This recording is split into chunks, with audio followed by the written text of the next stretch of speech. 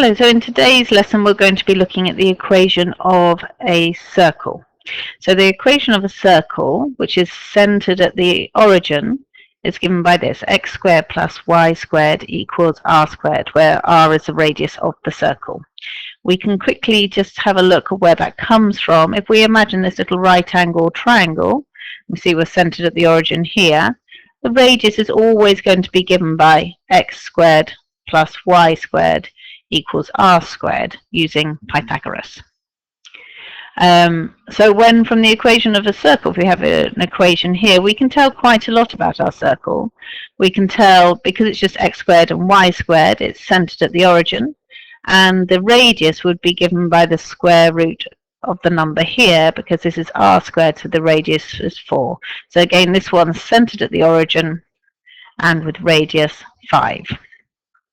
Now, if the equation is not centered at the origin, which it probably won't be, we've sort of just shifted it, and the equation then becomes x minus a squared plus y minus b squared equals r squared.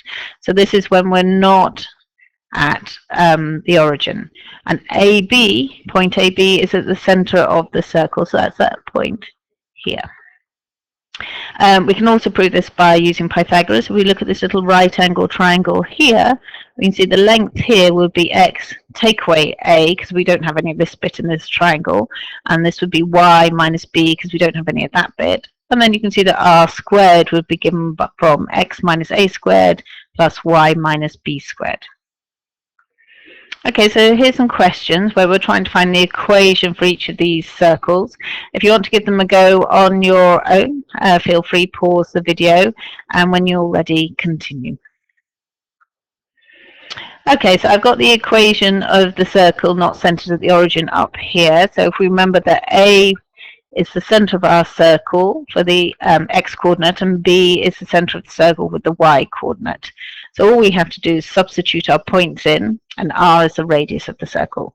So our center's 2, 0, so our A is 2, our B is 0, and our radius is 2. So it becomes a minus 2 all squared plus y squared equals 4.